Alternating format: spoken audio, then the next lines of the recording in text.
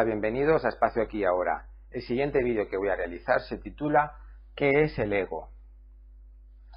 Antes de comenzar quiero explicaros que este va a ser un primer vídeo de 3 donde voy a abordar toda la temática del ego. En concreto este vídeo se titula ¿Qué es el ego? Porque lo voy a definir, voy a explicar cuáles son sus componentes, sus características, pero a nivel muy introductorio.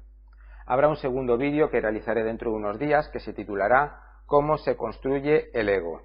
Esto es importante tenerlo presente porque cuando nacemos ya no tenemos todavía un ego definido, sino que lo vamos a construir, lo vamos a elaborar después, especialmente durante los años de nuestra infancia, que es cuando vivimos prácticamente todo por primera vez. Un niño es como una especie de esponja que asimila la vida por primera vez a partir del momento en el que nace. Y según lo que le pase, especialmente con sus padres, dentro de su familia, en su hogar, en el colegio posteriormente, con los alumnos, con los maestros, irá elaborando su propia personalidad. La personalidad está compuesta por el temperamento y el carácter. El carácter se construye, especialmente en los años de nuestra infancia, pero partimos de un temperamento que viene dado por nuestros instintos, por nuestra genética. Y también en la elaboración de nuestro ego será importante la influencia que recibamos a partir del árbol familiar. En terapia de constelaciones familiares trabajamos nuestras lealtades inconscientes al árbol familiar, a la familia, tanto a nuestros padres como a nuestros hermanos, como a nuestros antepasados posteriores, abuelos, bisabuelos, tíos, incluso tatarabuelos, hasta 3, 4 generaciones. Todas estas lealtades también van a influir en nuestro ego. En estos vídeos me voy a centrar exclusivamente en el tema del ego y lo que nos viene dado a partir de nuestra vivencia personal y nuestra historia personal.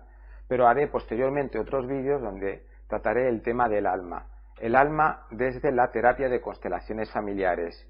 El alma desde esta disciplina terapéutica representa la energía del vínculo. A través de nuestra alma nos vinculamos con nosotros mismos, nos vinculamos con la vida, nos vinculamos con la familia, con nuestros padres, con nuestros abuelos, nuestros tíos, nos vinculamos con la pareja, con nuestros hijos, nuestros nietos, nuestros sobrinos, nos vinculamos con el dinero, con la sexualidad, con la idea de justicia e injusticia. Es otra manera de abordar el crecimiento personal a través del vínculo que sería el alma. En terapia de constelaciones familiares diferenciamos alma de espíritu. El espíritu representaría la energía divina que hay en nuestro interior y el alma sería energía de vínculo, energía de conexión con nosotros mismos y con todo aquello que tenga que ver con la persona que somos según vamos creciendo y nos vamos desarrollando como seres humanos.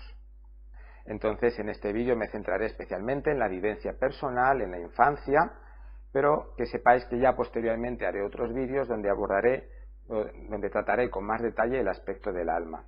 Ya tengo unos vídeos anteriores previos donde trato este tema, os recomiendo que los veáis si queréis para empezar ya a introduciros en esta diferenciación de lo que nos viene dado a partir de nuestro ego y lo que nos viene dado a partir de nuestra alma, pero que sepáis que posteriormente en los siguientes vídeos que realizaré profundizaré en más detalle en esta dualidad nuestra, la dualidad que representa tener un ego en base a nuestras vivencias personales y tener un alma en base a haber nacido en una familia con una historia determinada, con unas lealtades respecto a los diferentes familiares, etc. Y el último vídeo que voy a realizar se llamará, dentro de lo que sería tratar nuestro ego, ¿cómo funciona el ego? ¿Cómo funciona? ¿Qué representa para nosotros tener un ego? ¿Qué representa en nuestra vida a la hora de relacionarnos con los demás? A la hora de dar, de recibir, de pedir, de decir que no o de sostener el no de los demás. Es un vídeo donde abordaré especialmente el tema de la asertividad, ya que lo veo interesante, ¿no? Cómo aprender a manejar nuestro ego de forma que aprendamos a ser más asertivos también. Y gracias a estos vídeos vamos a poder profundizar en los siguientes 3 objetivos. El primer objetivo es muy sencillo, autoconocimiento, conocernos mejor a nosotros mismos. Quien no conoce cómo es su ego, cómo ha sido construido y cómo funciona, realmente no se conoce a sí mismo. La base es el autoconocimiento, porque desde ahí descubriremos cuándo funcionamos en piloto automático, cuando reaccionamos de manera exagerada a los acontecimientos que nos suceden en la vida, pero también reconoceremos cuáles son nuestras virtudes, nuestros dones, porque todo lo que tiene que ver con el ego no es negativo, también hay aspectos positivos. Si hemos llegado vivos al momento presente es gracias a nuestro ego. Nuestro ego tiene un componente a partir del cual nos ha ayudado a sobrevivir, pero también hay un componente a partir del cual nos ha permitido disfrutar de las vivencias que hemos podido disfrutar a lo largo de nuestra vida y que tengamos recuerdos bonitos y positivos. Entonces, no todo lo que hay en el ego es negativo. En sí mismo el ego ni es negativo ni es positivo, pero sí que es necesario. Necesitamos un ego para conectar con los demás, para conectar con nosotros mismos, un ego que tiene que ser madurado, un ego que tiene que ser integrado y sobre todo un ego que tiene que ser autoconocido para que juegue a nuestro favor y que no se vuelva en nuestra propia contra. Y lo abordaré también durante los vídeos sobre la gestión emocional, porque es muy importante en este autoconocimiento darnos cuenta de cómo vivimos nuestras emociones y darnos cuenta qué efectos tienen en nosotros la manera en que nos gestionamos emocionalmente. El segundo objetivo es, por supuesto, un autoconocimiento. ¿Para qué? Pues para automejorarnos a nosotros mismos, para buscar la mejor versión de nosotros mismos. Pero esta automejora es indefinida, no hay que llegar a ninguna meta en concreto. ¿Cuál sería esa gran versión perfecta de nosotros mismos? Es absurdo pretender llegar allí, porque siempre va a haber cosas que vamos a poder mejorar, que vamos a poder madurar, elaborar. Entonces el objetivo de esta automejora no es llegar a una meta en concreto, sino de disfrutar del camino, de disfrutar del proceso, de darnos cuenta como cada día somos un poco más maduros, más expertos de la vida, más conscientes, personas más conectadas con la vida y con la existencia. Y esto nos ayudará a desarrollar el tercer objetivo, que es ser más felices. Todo ser humano tiene derecho a la búsqueda de su propia felicidad. Y no hay nada que nos pueda aportar más felicidad que darnos cuenta que estamos mejorando como persona, que estamos madurando, que estamos avanzando en nuestro crecimiento interior y en nuestro nivel de conciencia. Esa es la mayor felicidad que podemos conseguir. Eso no significa que el resto de cosas que nos puedan pasar no nos puedan hacer felices también, pero toda esa felicidad queda en algo superficial si no viene acompañada de esta sensación de que a través de las experiencias que estoy viviendo estoy logrando mejorarme a mí mismo, madurar a mí mismo y disfrutar de este proceso. Insisto con lo de proceso para que no nos volvamos locos con las metas, no hay ningún lugar exacto a donde tengamos que llegar, y este proceso que podamos experimentarlo con la máxima felicidad posible. Dicho esto, comienzo el primer vídeo. ¿Qué es el ego y cómo podemos definirlo?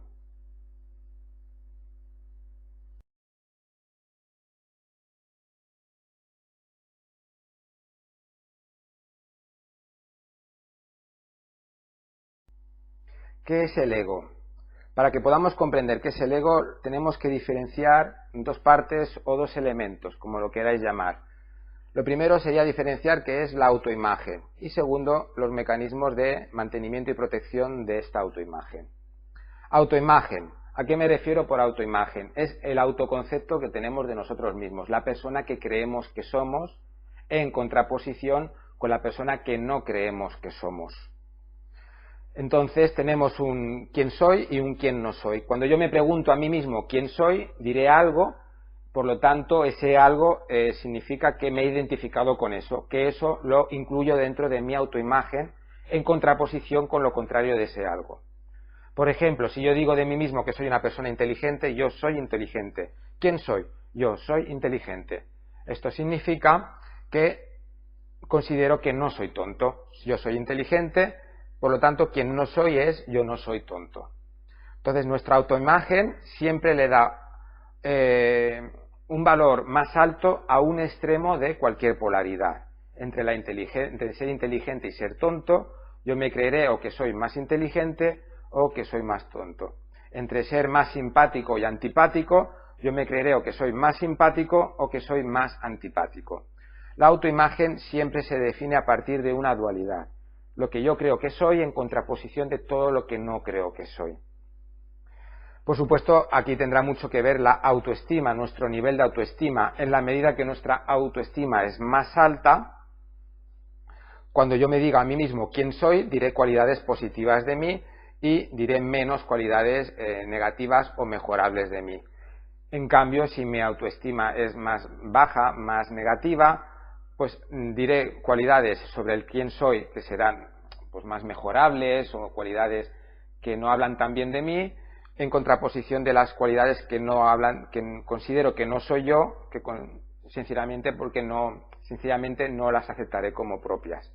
Entonces nuestra autoestima tiene mucho que ver con la autoimagen que tenemos. Si tenemos una autoimagen alta, significa que tenemos la autoestima alta. Si tenemos una autoimagen bajita, es porque tenemos una baja autoestima, y eso significa que nos cuesta más ver lo positivo en nosotros que lo negativo, y si tenemos una autoestima alta, nos cuesta más ver lo negativo y nos cuesta poco ver lo positivo. Entonces, tener una alta autoestima no siempre es lo ideal, porque si es una autoestima basada en un autoengaño, en una ficción, estamos hablando de una imagen narcisista de uno mismo, y eso no significa que tener la autoestima alta siempre sea lo más sano o lo más correcto. Es mucho más sano definirnos de una manera más realista que no definirnos de una manera más fantaseada, aunque esa fantasía nos ensalce y eleve nuestra autoestima. O sea, tener la autoestima alta no siempre es sinónimo de tener una buena salud mental. Importante que lo tengáis presente. Es imposible crear una autoimagen si a la vez no nos hemos creado también una imagen de cómo funciona el mundo. La autoimagen tiene que ver con lo que yo creo que soy de la piel para adentro, de la piel de mi cuerpo para adentro. ¿Quién es la persona que yo considero que soy? Y la imagen que tengo del mundo tiene que ver con lo que hay de la piel para afuera, el mundo exterior, lo externo a mí. Dentro del mundo exterior hay tres áreas que yo considero muy importantes porque suelen ser las que más nos movilizan emocionalmente. Por lo tanto, nuestro ego se habrá desarrollado mucho teniendo presente estas tres áreas, que son la familia, la sociedad y la humanidad en su conjunto. Esto no significa que en el mundo solo hayan estas tres instancias. También en el mundo pues hay árboles, hay animales, hay un cielo, hay una tierra, hay aire, oxígeno, hay muchas más cosas. No solamente estamos los seres humanos en el mundo, afortunadamente, pero en aquello que va a movilizar más emociones y por lo tanto lo que más va a movilizar la construcción de nuestro ego en una dirección o en otra, siempre tendrá que ver con la familia, la sociedad y la humanidad. Nuestro nivel de autoestima, si tenemos una mejor autoestima o una peor autoestima, tendrá relación siempre con la familia, con la sociedad y con la humanidad. Nuestra autoestima no mejora más ni empeora más en relación a los animales o las plantas. Digamos que eso no nos influye porque es absurdo compararnos con un árbol, es absurdo compararnos con una ardilla. Donde los seres humanos nos solemos comparar es con otros seres humanos, y en estas comparaciones es donde se nos movilizan más emociones, más pensamientos, donde generamos más creencias, donde desarrollamos más comportamientos. Entonces tenemos una autoimagen que se basa en una imagen respecto al mundo, y tenemos una imagen respecto al mundo que tendrá una gran conexión con la autoimagen que nos hayamos creado de nosotros mismos. Ahora bien, a nivel físico, ¿qué es el ego? ¿Qué es esta autoimagen? ¿Qué es esta imagen del mundo? ¿Es algo que podamos tocar, que podamos sentir? ¿Es algo que está en un lugar? Sentir sí, por supuesto, pero no es algo tangible, no es algo que podamos de alguna manera medir con un metro. Es algo que es una abstracción, de alguna forma es una abstracción, aunque es real, pero no es algo que tenga una sustancia física definida. Entonces, el ego son patrones de conexión de neuronas. Son neuronas que se han conectado entre sí siguiendo un patrón determinado. Y esto genera que nuestro ego sea muy maleable, porque si no es algo físico, es algo que simplemente se puede cambiar cambiando nuestros circuitos neuronales. El ego es muy maleable. Ahora bien, tiene que haber algo que nos proteja de esta maleabilidad. Disculpad.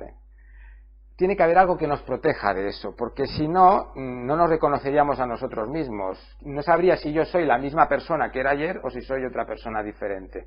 Entonces nuestro ego necesita mantenerse definido en el tiempo. Este mantenimiento lo generan una serie de mecanismos de mantenimiento, que son los que nos ayudan, nos facilitan que yo sienta que soy la misma persona hoy que la que fui ayer, que la que fui el año pasado, que la que fui dentro de 10 años. Esto no significa que no haya podido evolucionar, pero esta evolución necesita realizarse a unos ritmos y de una forma en que yo no me pierda demasiado a mí mismo, porque si no puedo llegar a un punto en que entre en una especie de caos interior, en el que ya no sepa nada sobre mí. A veces es bueno llegar a estos puntos de caos, de impasse, ¿no? En terapia lo llamamos situaciones de impasse, en las que dudamos entre lo que soy y lo que no soy. A veces es bueno. Ahora bien, si este impasse es solamente un aspecto de nuestra vida, lo vamos a poder sostener porque tenemos otros aspectos de nuestra vida en los que apoyarnos. Pero en el momento en que cuestionamos toda nuestra vida, cuestionamos todo nuestro ser, cuestionamos todo lo que creíamos de golpe y de repente en muy poco tiempo, este nivel de caos interior genera muchísimo miedo, genera un pánico terrible, que muchísimas veces este pánico es mayor que el miedo de morir. Por eso hay personas que están dispuestas a morir por defender sus creencias, sus ideologías, porque sienten más peligroso el perder esas creencias que perder la propia vida. Esto es muy importante que lo tengáis en cuenta. En nuestro ego hemos generado tanta identificación sobre él en algunas creencias, en algunos aspectos, que estamos dispuestos a defenderlo como sea. Entonces aquí ya no hablamos de mecanismos de mantenimiento, sino que hablamos de mecanismos de protección, de proteger que esta parte de mi ego no me la toquen, porque si no ya no sabría quién soy. Si yo me he identificado mucho con la idea o la creencia de que soy una persona muy simpática y de golpe y porrazo mucha gente empieza a decirme que soy antipático, puedo asustarme, ¿no? Pues si te lo dice una persona siempre puedes decir, mira, es su problema. Si te lo dicen dos será su problema, pero si te lo dice todo el mundo a tu alrededor y tú te has identificado mucho, si para ti es muy importante creerte que eres alguien muy simpático, puedes sentir ese peligro de que no vas a saber quién eres a partir de ahora. Y estos mecanismos de protección muchas veces nos llevan a la locura, porque en la locura estamos protegiendo algo. Entonces, podemos llegar al punto de creernos de que todos los demás están equivocados y que el único que tiene la razón soy yo. Y aunque esto pueda parecer una locura, tal vez esta locura pueda estar salvándome de que mi ego, mi estructura mental, la persona que yo crea que ser, se desmorone tanto por completo que ya no sepa cómo reconstruirme. El ejemplo que os he puesto de la simpatía es un poco radical, pero hay aspectos que tienen que son trascendentales. Por ejemplo, en lo que me hace sentir masculino o femenino. Si una persona, un hombre, le operan y pierde sus genitales, por ejemplo, o una mujer le operan y pierde una parte de su cuerpo que está muy conectada con su feminidad, va a sufrir probablemente una gran crisis interior, porque sienta que está perdiendo algo muy suyo, muy propio del ser de la persona que es. Y esto tiene sentido porque la mayoría de personas estamos muy definidas en cuanto al género sexual que tenemos, ante el hecho de ser hombres o ante el hecho de ser mujeres. Entonces, que tengáis presente que hay aspectos en nuestra autoimagen que le damos más valor que a nuestra propia vida, que daríamos la vida para defendernos de eso. Preferiríamos incluso estar muertos que cuestionar ciertas creencias que tenemos sobre nosotros mismos o cierto valor que le damos a aspectos de nosotros mismos, porque este valor, por supuesto, lo definimos también a través de creencias. Entonces, el ego sería la suma de la autoimagen que nos hemos creado más los mecanismos de mantenimiento y de protección respecto a esta autoimagen. Y, por supuesto, esta autoimagen tiene conexión directa con la imagen que nos hemos creado del mundo exterior. Dicho esto, voy a profundizar sobre el tema de las creencias. Está claro que esta autoimagen está construida en base a creencias. Las creencias son como los ladrillos con los que está construido el edificio de nuestro yo, de nuestro ego, de la autoimagen que tenemos sobre nosotros y de la imagen que nos hemos hecho del mundo. Tenemos dos tipos de creencias, por lo tanto. Tenemos las creencias conocidas y creencias inconscientes. Dentro de las creencias conocidas, que son las que sabemos que tenemos las creencias del yo, que se tiene que ver con la autoimagen, las creencias que definen mi autoimagen, y las creencias sobre el mundo, que tienen que ver con lo que yo creo que es el mundo exterior a mí. Son creencias que definen mi autoimagen. Y algunas de ellas, digamos, que estamos como más dispuestos a sustituirlas si no nos conviene, si no nos generan beneficios, o modificarlas, y hay otras creencias que no, que daríamos incluso la vida por defenderlas. Estas son las creencias que conocemos de nosotros mismos. Por ejemplo, si yo digo de mí, soy una persona sensible, soy una buena persona, soy un tío genial, soy muy aburrido, soy muy tímido, no tienen por qué ser creencias que ensalcen mi autoestima, ya os lo he comentado antes, pues eso es lo que yo creo sobre mí. Y si yo pienso, no puedes fiarte de las personas, la sociedad te puede hacer daño, la familia te quita, te absorbe, te impide ser tú mismo, pues entonces son creencias que tengo respecto al mundo. Todo lo que yo creo sobre la familia, todo lo que yo creo sobre la sociedad y todo lo que yo creo sobre la humanidad tienen que ver con las creencias que tengo al mundo. Las personas que sean espirituales o religiosas también tendrán creencias respecto a Dios, cómo creen que es Dios en contraposición de cómo no creen que es Dios. Y las personas ateas, dentro de sus creencias, creen que no existe Dios, por lo tanto, es una creencia que tiene que ver sobre el mundo, la existencia, lo externo hacia uno mismo. Estas son las creencias que conocemos, son los ladrillos que tenemos identificados y en algunos de ellos nos ratificamos con orgullo. Por ejemplo, si yo digo yo soy muy sensato y me enorgullezco de ser muy sensato, bien. En otras no nos ratificamos con tanto orgullo porque nos duele más, pero de momento es la manera en que nos identificamos. Si yo digo soy una persona aburrida, entonces es una creencia que yo tengo porque he tomado partido por creer que soy aburrido en vez de creerme que soy divertido, pero es la manera en que yo ahora mismo creo que soy. Pero lo conozco, es algo conocido, esta es mi zona conocida, ¿no? Dentro de mi ego tengo mi zona conocida, dentro de la imagen del mundo que tengo lo conocido. Ahora bien, hay una parte que es desconocida, y lo desconocido es inconsciente. Y lo inconsciente también maneja con mucha fuerza nuestras emociones, nuestros pensamientos y sobre todo nuestros comportamientos y acciones. El inconsciente, las creencias inconscientes. Como precisamente somos inconscientes de la creencia que hay ahí, los solemos llamar programas. En biodescodificación se llaman programas que pueden tener origen, como he comentado antes, en el proyecto sentido, programas que pueden tener origen en el árbol familiar, o en constelaciones familiares, en vez de utilizar la palabra programas, utilizamos la palabra lealtades. Soy leal a papá, soy leal al abuelo paterno, soy leal a un bisabuelo. Entonces, es algo que es inconsciente hasta que por fin lo vuelvo consciente y puedo mejorarme al respecto. Recordar los objetivos que he comentado antes: autoconocimiento, automejora y ser más felices. Voy a poner un ejemplo de creencia inconsciente que genera un programa o una lealtad, dependiendo en el trabajo que se tenga que hacer con esa persona. Me he encontrado muchos casos de mujeres que tienen creencias muy liberales respecto a la sexualidad. Realmente hablan de la sexualidad como hablaría cualquier hombre.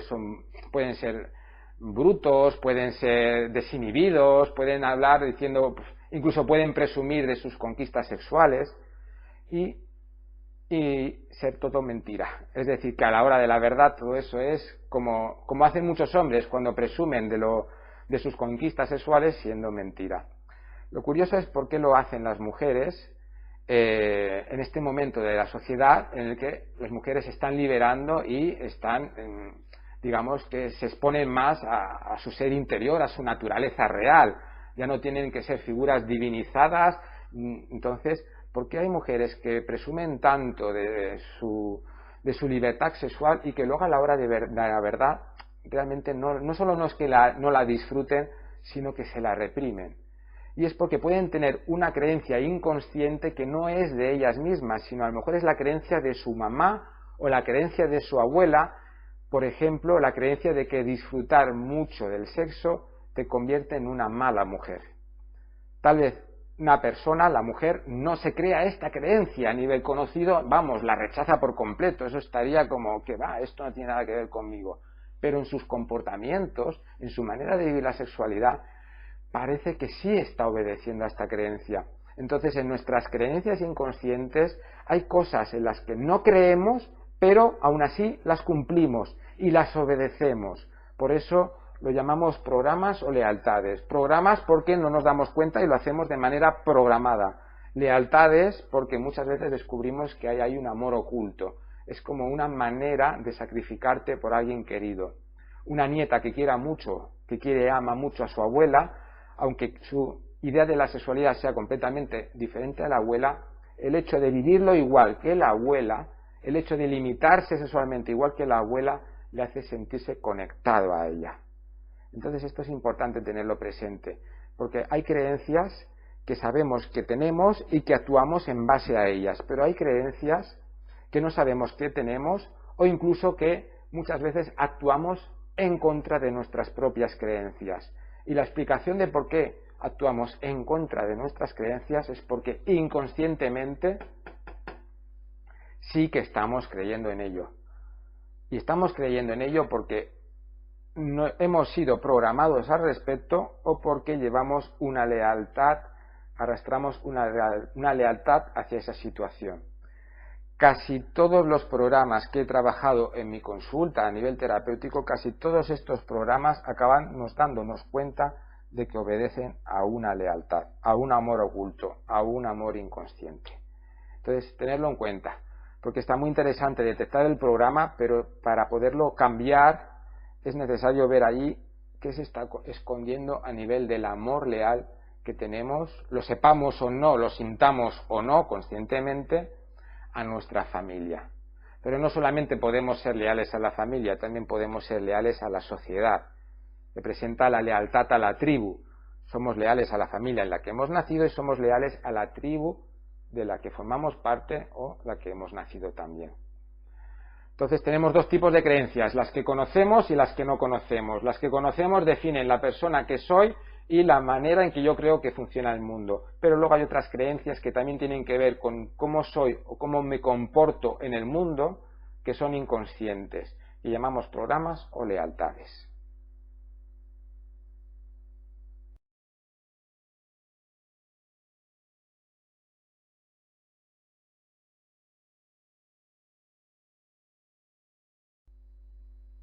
Formas de las creencias.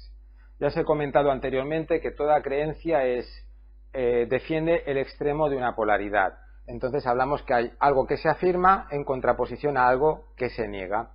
Yo soy muy inteligente en contraposición a yo soy muy tonto. Entonces siempre en toda creencia hay algo que se afirma y hay algo que se niega. Ahora bien, hay un segundo componente de la creencia que es importante tener en cuenta, que es la intensidad, la fuerza que le damos a esa creencia. Y esta fuerza la vamos a reconocer por los adverbios que utilicemos cuando pronunciemos la creencia. Toda creencia se puede pronunciar o se puede describir con una frase, principalmente con una sola frase ya es suficiente para definir la creencia, ¿no? Esto es igual a esto, esto conlleva esto otro, hay creencias de igualdad, esto igual a esto, y hay creencias de consecuencia, esto genera la consecuencia de esto otro, serían creencias de causa y efecto o creencias de igualdad. Pero toda creencia, digamos que tiene también un factor importante que es la intensidad que le damos a esta, ¿no? Dentro de lo que es negación o afirmación hay un grado de intensidad.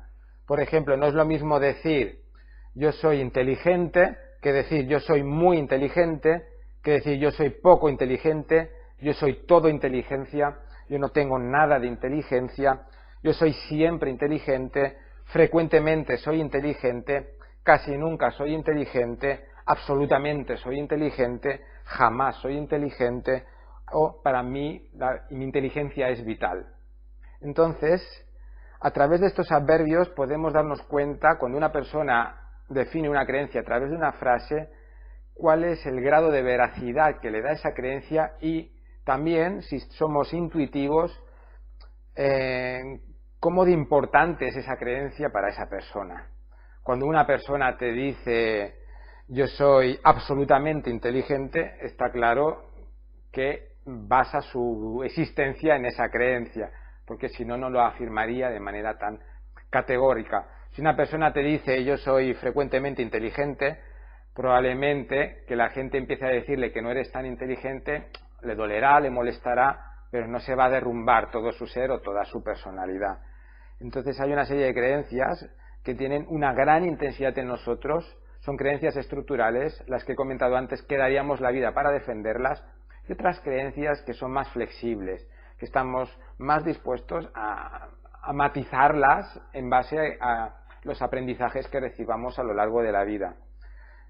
Entonces esto es importante tenerlo presente, porque cuando tenemos una creencia en la que basamos nuestra existencia, nuestra identidad con muchísima fuerza, la única manera de poder trabajarnos esta creencia, como nos vamos a defender a muerte sobre ella, no es tanto en querer eliminar la creencia de golpe o de repente, sino flexibilizarla, porque si no hacemos un trabajo de flexibilización, nuestras resistencias internas van a imposibilitar en absoluto que podamos modificar esta creencia.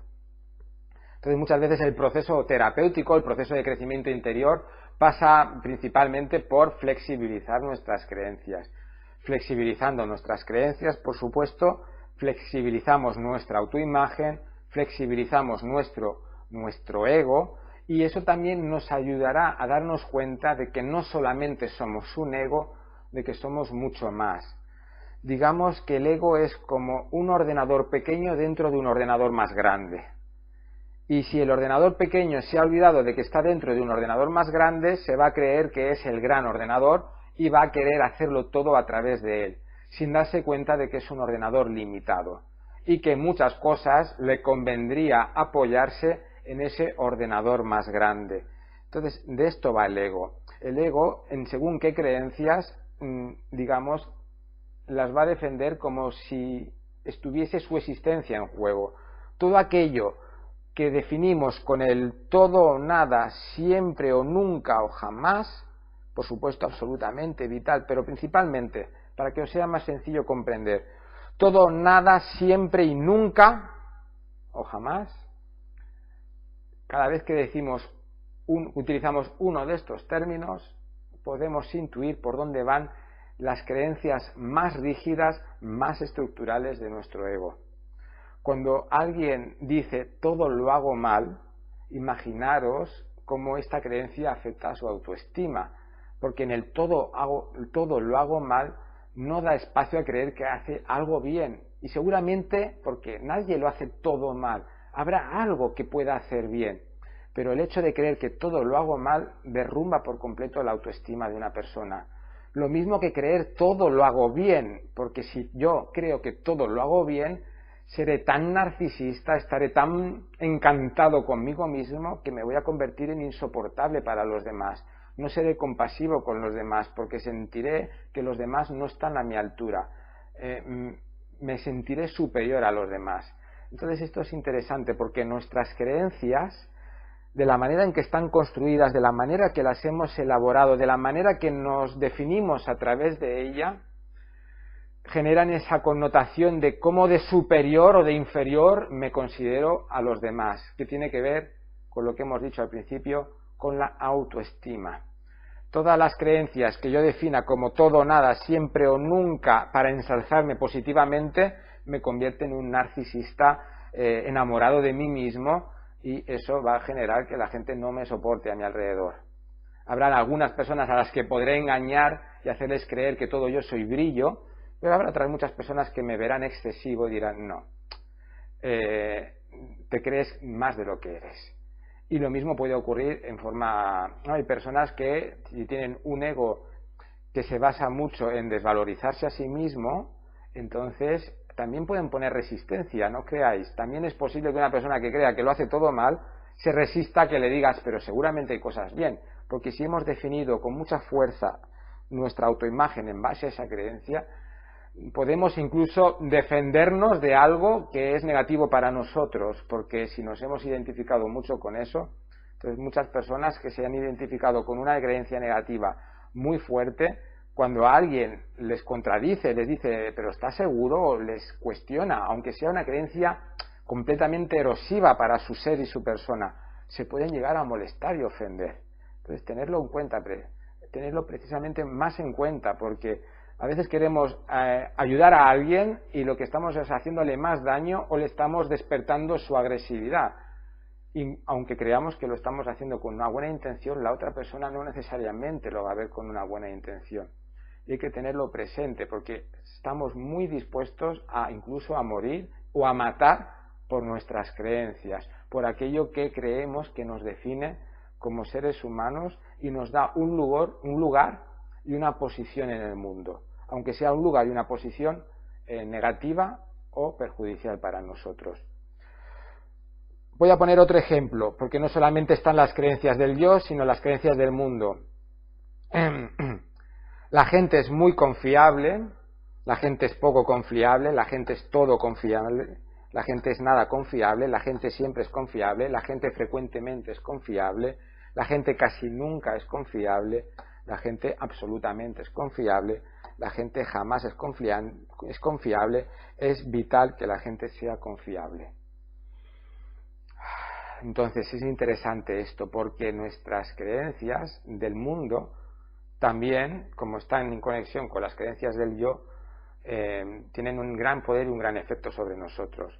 El nivel de confianza que tengamos por la gente, con la humanidad, el nivel de todo, ¿no? El nivel, por ejemplo, en cualquier aspecto, ¿no? De confiar en la profesionalidad de las personas, de confiar en que nos pueden querer, en confiar en que no tenemos que estar constantemente protegiéndonos de los demás, confiar que la sociedad hay muchas cosas que no funcionan bien, pero que hay otras que sí pueden funcionar bien. No ser extremistas, no ser absolutistas, ni con uno mismo, ni respecto al mundo exterior, porque ser absolutista en el mundo exterior genera precisamente que los demás te sientan peligroso. Y esto lo vamos a comprender ahora, a través de los mecanismos que ya he comentado, ¿no? Los mecanismos de mantenimiento y los mecanismos de protección. ¿Cómo funcionan los mecanismos de mantenimiento? Si yo tengo una creencia, de vez en cuando voy a tener que provocar una situación para ratificarme en esa creencia. Porque necesito mantener esa creencia viva en mí, porque si no, como os he comentado antes, las creencias no tienen una estructura física, simplemente son patrones de conexiones y pueden recibir interferencias de otras experiencias que vivamos en nuestra vida. Si yo tengo la creencia de que no te puedes fiar de nadie, de vez en cuando voy a tener que provocar una situación en la que me decepcione para poderme decir a mí mismo, realmente es que no me puedo fiar de alguien, no me puedo fiar de nadie. Esto lo he visto, por ejemplo, muchas veces respecto a los hombres con las mujeres o respecto a las mujeres con los hombres en el contexto de relaciones de pareja.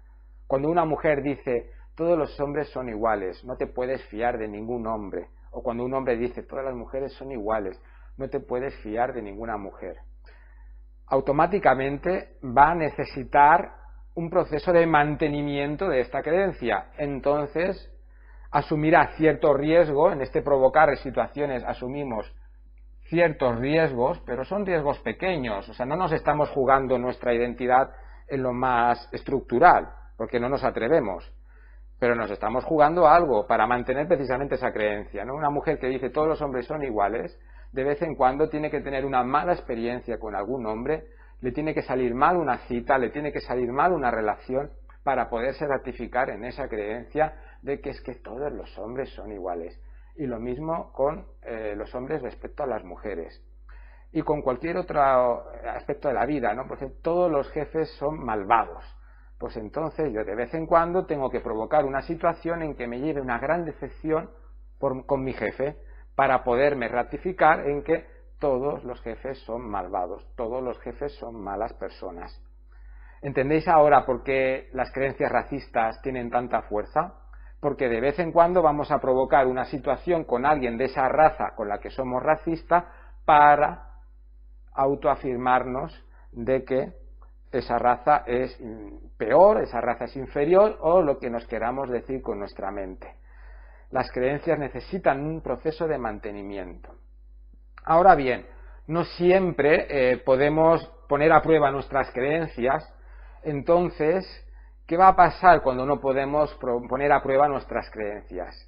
Hoy en día, como tenemos mucho acceso a la información, lo único que tenemos que hacer es entrar por internet, leer periódicos que están de acuerdo con nuestras opiniones para ratificarnos en nuestras creencias. Por ejemplo, si yo tengo una creencia de que todos los políticos son mala gente, voy a buscar por internet cada X tiempo noticias en las que salgan cosas mal hechas por los políticos para mantenerme en esta creencia.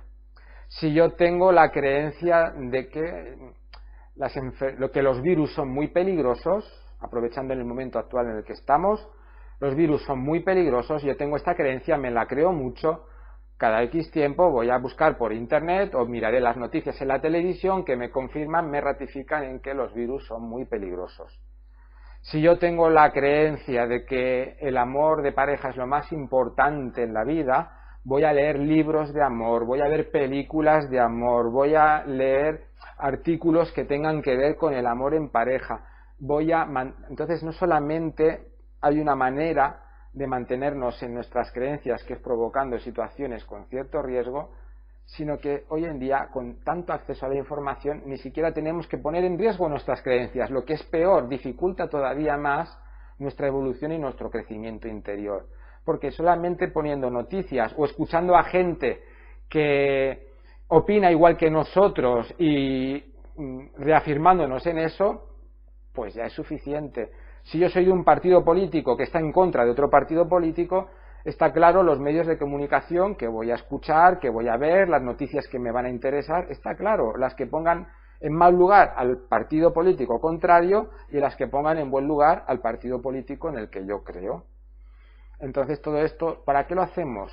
Daros cuenta, lo hacemos para mantener nuestras creencias, porque en el fondo, aunque les damos tanto valor y somos tan capaces de defenderlas, son muy frágiles, son completamente frágiles, porque es lo que son, creencias, no hay nada sólido. Toda creencia puede ser desmentida en un momento dado. Ahora, vivir con esa incertidumbre de que en cualquier momento nos pueden desmentir nuestras creencias nos genera una angustia interior, porque creemos que somos esas creencias. No es que tengamos, es que lo somos, así lo creemos. No es que tenga una creencia, es que soy esa creencia. Eso hace que sintamos muchísimo vértigo a perder esas creencias y por eso vamos a mantenernos en ellas, vamos a hacer un trabajo de mantenimiento en las creencias. Lo mismo que una persona hace deporte para mantenerse en forma, no os llegáis a imaginar la energía que invertimos para mantener en vigor las creencias que tenemos, aunque sean creencias que no nos estén haciendo bien. Si nos hemos identificado mucho con ellas, vamos a hacer lo que sea para que esas creencias sigan existiendo en nosotros.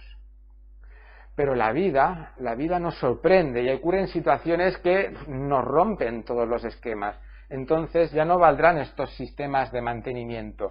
Entraremos en los sistemas de protección. Utilizamos los sistemas de protección ante las situaciones inesperadas.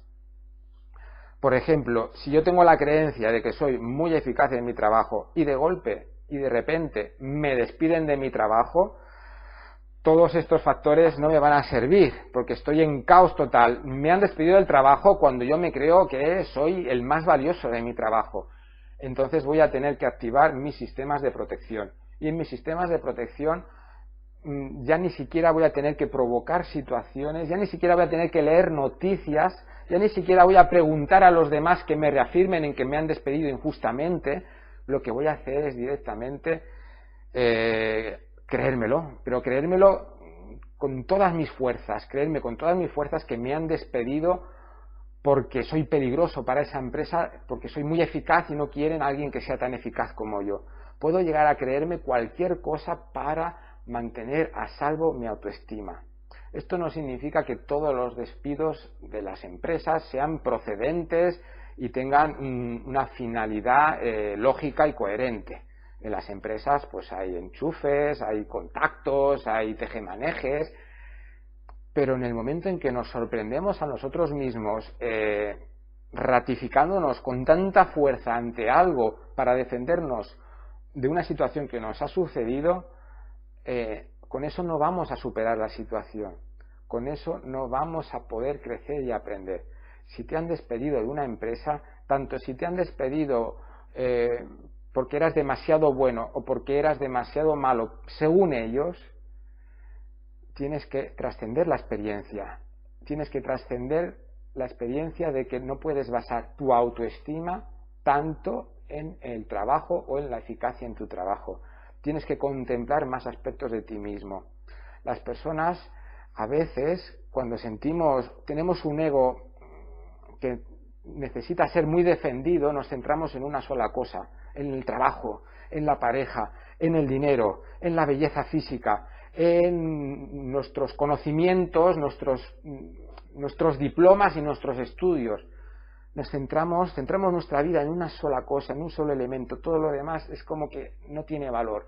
Y lo hacemos para asegurarnos de que nos vamos a poder mantener firmes en esas creencias, porque estamos basando nuestra autoestima en este campo.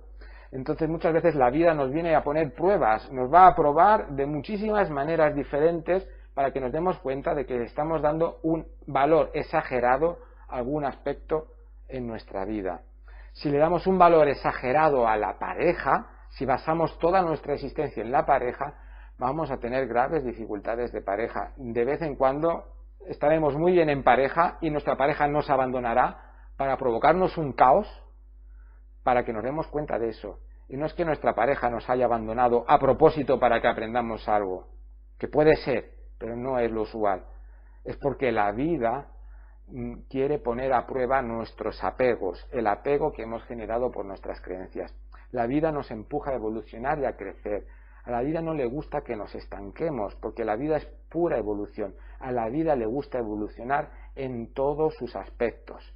Por eso hemos conseguido que haya un proceso de evolución desde las amebas y los protozoos y los seres unicelulares hasta los elefantes, los delfines y los seres humanos. Si la vida fuera conformista, solamente habrían bacterias como seres vivos. Entonces la vida se empeña en que evolucionemos y nos va a poner a prueba en muchas situaciones en las que hemos generado un excesivo apego. Pero precisamente nuestro ego se va a defender mucho de esas situaciones, hasta el punto de generar locuras, hasta el punto de generar trastornos de comportamiento, hasta el punto incluso de querernos inmolar para dejar de existir, dejar de estar vivos, para no sentirnos confrontados en ese aspecto. Hay muchas personas que, por ejemplo, viven su vida por el trabajo y justo cuando se jubilan, un poco tiempo antes de jubilarse o al poco tiempo después de jubilarse, mueren de repente de un infarto o por un cáncer fulminante o por un accidente. Entonces esto es importante tener presente. Como le digamos a nuestro ego o enfoquemos nuestro ego en una sola cosa en la vida, os lo digo así, tajantemente, nuestra vida está en riesgo, porque vamos a sufrir situaciones que vayan a poner a prueba esto. Tal vez no las suframos ahora, ni dentro de 5 años, ni dentro de 10 años, pero tarde o temprano vamos a tener una experiencia que nos va a crear un shock, un quiebre, para poner a prueba nuestros apegos y que no nos quede más remedio que evolucionar o morir. La vida nos empuja a que evolucionemos, tanto si nos gusta como si no.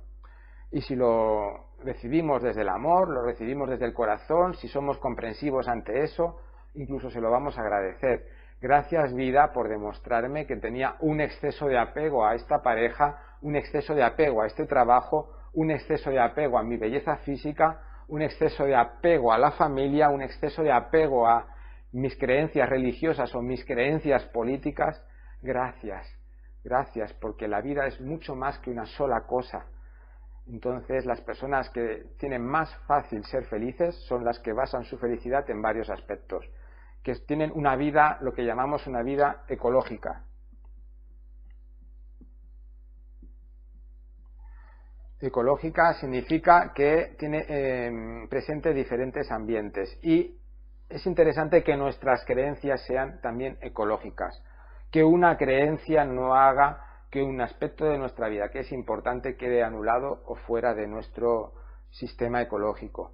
Si mis creencias respecto a la pareja son absolutistas, me va a quedar poca energía para enfocarme en mis hobbies, en mis amistades y en otros aspectos de mi vida. Vamos a tener muy presente esas creencias en las que tenemos esa tendencia a decir todo, nada, siempre o jamás, nunca. Pero no solamente estas, porque si decimos muy, ya tenemos por qué sospechar algo, ¿no? Si decimos yo soy muy inteligente, ¿qué pasaría si no fueras tan inteligente? Yo soy muy carismático, ¿qué pasaría si es que tampoco eres tan carismático? Es aquí donde entra el autoconocimiento, la capacidad de automejorarnos a nosotros mismos y la capacidad de ampliar nuestra felicidad, teniendo presente no solamente el nivel de afirmación o negación de la creencia, sino el grado de intensidad, de credibilidad, de veracidad que le damos a esa creencia, y simplemente viendo cómo hemos construido esta frase que define la creencia, nos vamos a dar cuenta de hasta qué punto eso es sano o insano para nosotros. Y también tenemos que descubrir cómo funcionan estos mecanismos de mantenimiento y estos mecanismos de protección que utilizamos. Aquí a mí me gusta poner el ejemplo de los bomberos, ¿no? Es como cuando hay un fuego, ¿a quién llamamos? A los bomberos. De vez en cuando es como que nuestro ego empieza a arder y entonces llamamos a los bomberos. Y los bomberos son radicales. Los bomberos pueden hacernos matar a alguien que nos ha insultado, abandonar a nuestra familia, irnos a otro lugar de repente, cualquier cosa. Los bomberos cuando vienen tienen que apagar el incendio, se centran en apagar el incendio y generan, los bomberos de verdad es comprensible, pero nuestros bomberos interiores generan grandes efectos colaterales que son perjudiciales para nosotros. Entonces tengamos presente en este proceso de autoconocimiento, de crecimiento interior, que es muy importante descubrir de qué manera hacemos para mantenernos fieles a nuestras creencias y cuáles son los bomberos que utilizamos en situaciones de caos, cuando se nos muere un ser querido, cuando nos despiden del trabajo, cuando nos ponemos enfermos, cuando se enferma un ser querido, cuando tenemos un accidente. Son esas situaciones quiebre las que van a poner a prueba nuestros mayores apegos, y puede que salgamos muy heridos y muy hundidos, o puede que salgamos muy fortalecidos, muy maduros y muy sabios de esas experiencias.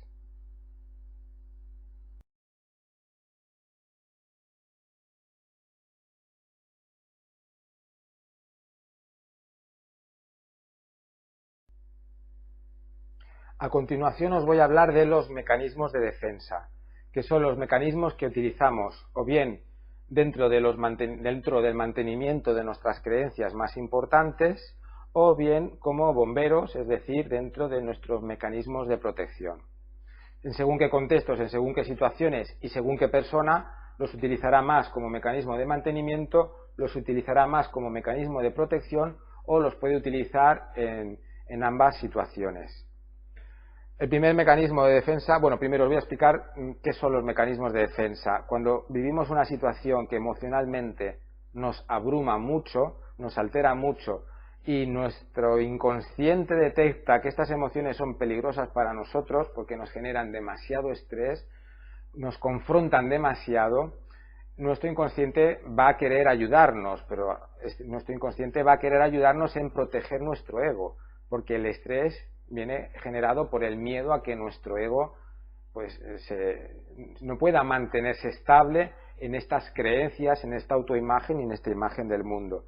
Entonces tiene que ver con las emociones abrumadoras, tiene que ver con situaciones que nos ponen a prueba en algún aspecto en la que sintamos que están en juego nuestras creencias y la imagen que tenemos de nosotros mismos. Entonces estos mecanismos de defensa son los siguientes, son muchísimos, yo solamente os voy a explicar 6, a lo mejor os menciono alguno más, que tengáis presente de que hay autores que hablan de 20 mecanismos de defensa, de 30 o de muchísimos más. Pero os voy a explicar unos que creo que es interesante más que nada para que podáis comprender, para que captéis la idea de lo que es un mecanismo de defensa. Si a mí me pasa una situación que me genera unas emociones que me abruman, o si yo provoco una situación que pone en riesgo mi identidad de alguna forma, tal vez porque lo que quiera es ratificarme en mis creencias, que serían los mecanismos de mantenimiento, puedo actuar en base a cualquiera de estos mecanismos de defensa. Negación, represión sería el primero. Negación es negar la realidad, ¿no? Algo ha ocurrido y yo digo que esto no ha ocurrido. Digo, no. Aquí es cuando sencillamente negamos un hecho, negamos una situación, aunque esté pasando delante de nuestros propios ojos. Decimos que no. Entonces es posible, por ejemplo, una persona, cuando un ser querido te insulta y tú no quieres creer que te ha insultado y es como que te niegas a ti mismo que esa persona te haya dicho ese insulto. No, no me lo ha dicho. Se lo habrá dicho a otra persona o no lo he oído. En la negación somos capaces incluso de generar un olvido rápido o de cerrar nuestros sentidos y no oír, no ver, no oler algo que nos está ocurriendo. Puede incluso afectarnos físicamente en sencillamente congelar nuestros sentidos para no vivir la experiencia que nos está confrontando tanto emocionalmente. Negación. También está muy relacionado con la represión. Lo negado queda reprimido, pero también en la represión hay un componente emocional. A veces no es que neguemos que la situación ha ocurrido, lo que negamos es que nos ha afectado. Esto lo he visto en muchos casos, por ejemplo, en personas que pierden a un ser querido. Se les muere un familiar, no niegan que se ha muerto, han ido al entierro, lo han enterrado, pero niegan que eso les afecte. Es como decir, no, no me afecta, no me duele que se haya muerto. Lo reprimen su emoción, reprimen su sentimiento y puede ser que te digan, no, es que ahora mismo no me puedo permitir sentirme muy triste porque tengo que gestionar toda la burocracia del entierro, de la herencia, o tengo que consolar a mi familia, al resto de parientes vivos. Entonces no niego la situación, pero reprimo lo que siento respecto a la situación. En personas que viven una situación traumática y dicen no sentir nada con eso. Realmente no es cierto que no estén sintiendo nada. Sencillamente se están defendiendo su inconsciente para que su ego no quede completamente roto, abrumado, sobrepasado, niega las emociones de lo que está sintiendo, las reprime. Esto puede ser positivo en un momento dado para seguir adelante, para sobrevivir, pero si esas emociones quedan eternamente reprimidas, o si eso que negamos automáticamente lo dejamos negado ya para siempre, tarde o temprano nos vamos a sufrir con efectos secundarios, con secuelas. Todas las emociones reprimidas generan secuelas. Secuelas que pueden ser físicas, es decir, enfermedades, accidentes, secuelas que pueden ser psicológicas, comportamientos, actitudes que tenemos y que no nos entendemos y que generan un autosabotaje en nuestra vida y nuestra felicidad. Negación y represión. Proyección. Proyectar es cuando hay una cualidad mía que no me gusta tener y se la envío a otra persona. Por ejemplo, si yo soy una persona mal educada, pero yo quiero creerme que soy muy educado, entonces no me voy a reconocer como mal educado, sino que voy a empezar a pensar que los demás son unos malos educados. Y voy a ver mal educados por todas partes. Para no reconocer yo mi parte, mi responsabilidad en mi propia mala educación, voy a ver que este es un mal educado, este otro es un mal educado, mira este lo que ha hecho, no le da vergüenza, ¿no? Son personas que van criticando mucho a los demás, van con el dedo, ¿no? Es lo que haces así con el dedo, míratelo porque eso es tuyo.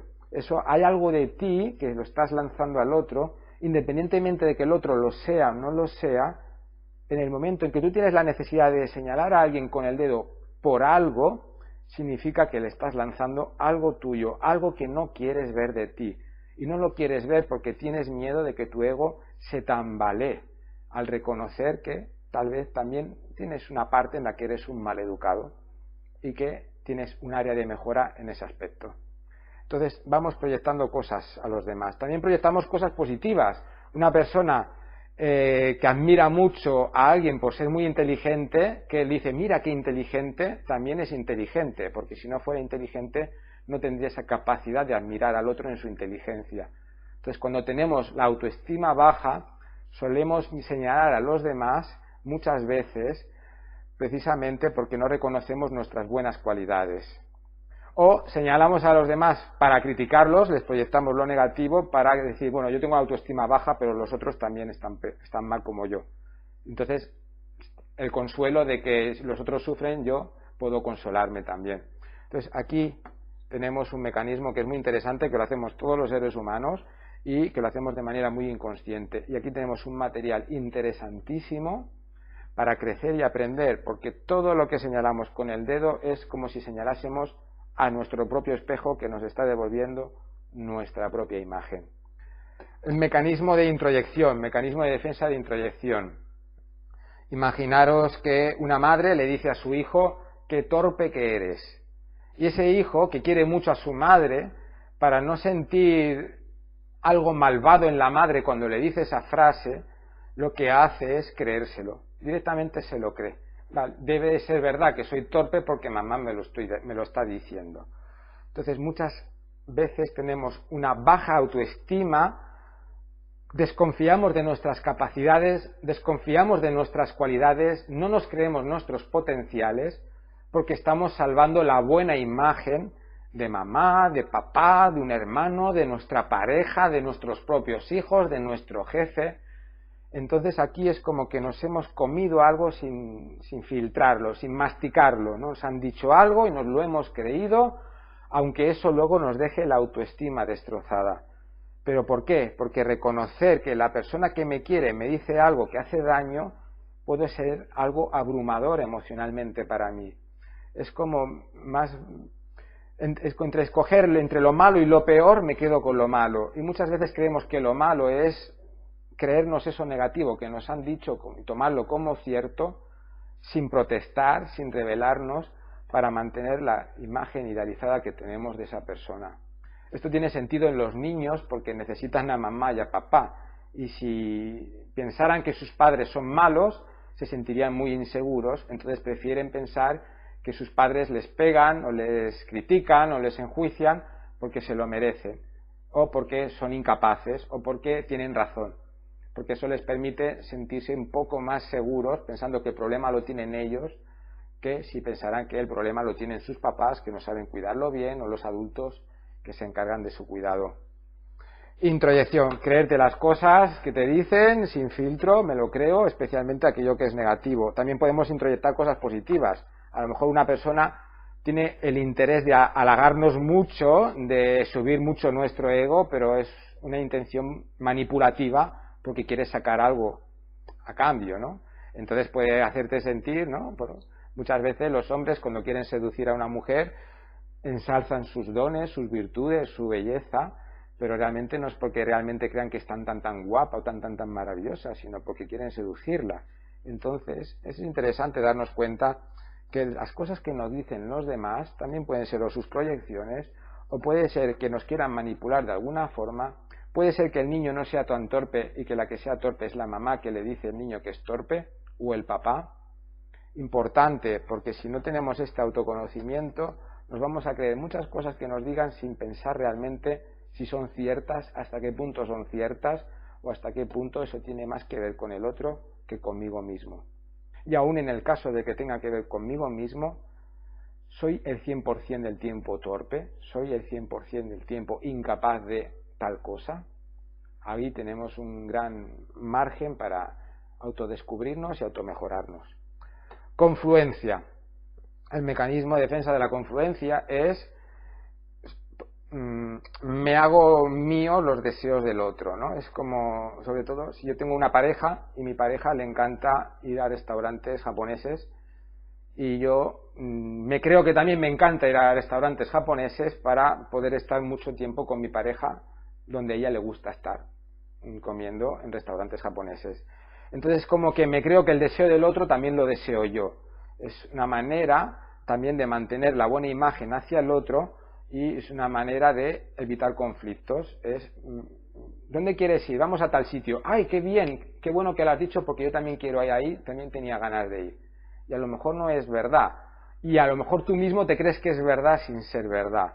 Lo estás haciendo porque es como una manera de mantenerte, este sería un mecanismo mantenedor, mantenerte en conexión con esa persona y mantener esa creencia de que la otra persona es fantástica y todo lo que deseas realmente es lo que tú deseas también.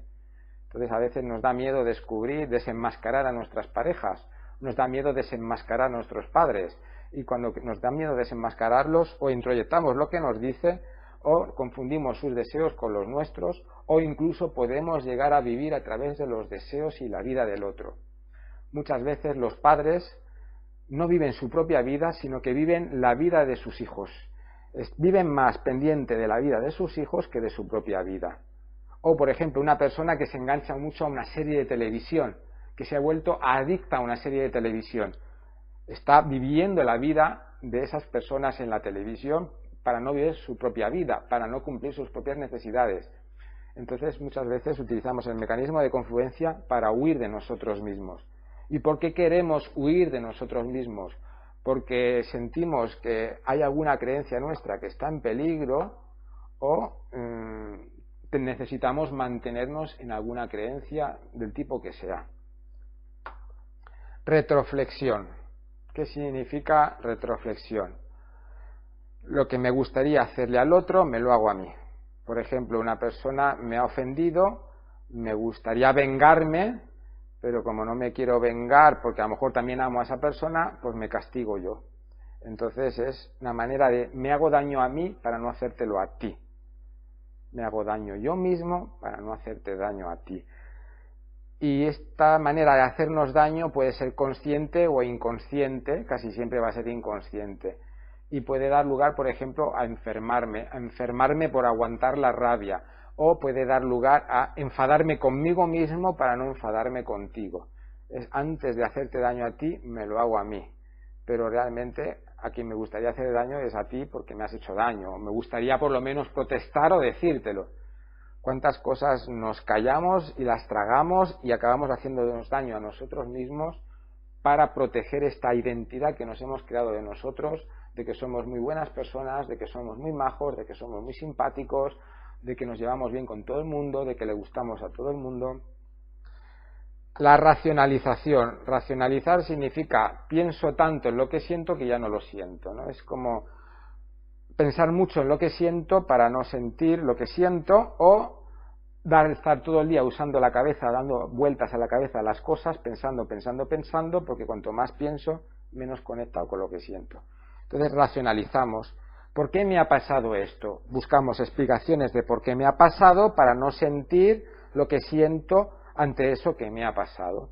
Le doy vueltas a la cabeza para ocultar mis emociones, mis sentimientos. Así me defiendo de esas emociones que considero que ponen en peligro mi autoimagen, mi identidad o la imagen que me he creado sobre el mundo, basado en las creencias.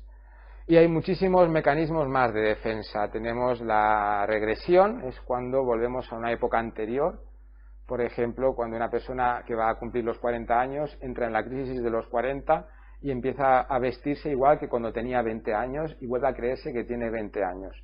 Estaría realizando una regresión. Es como que no me gusta lo que veo, me voy a imaginar que la vida es lo que era antes y no lo que es ahora. Y esto es todo lo que os quería contar hoy en el vídeo sobre qué es el ego. Dentro de pocos días tendréis a vuestra disposición el vídeo cómo se construye nuestro ego. Muchísimas gracias y nos vemos en otra ocasión.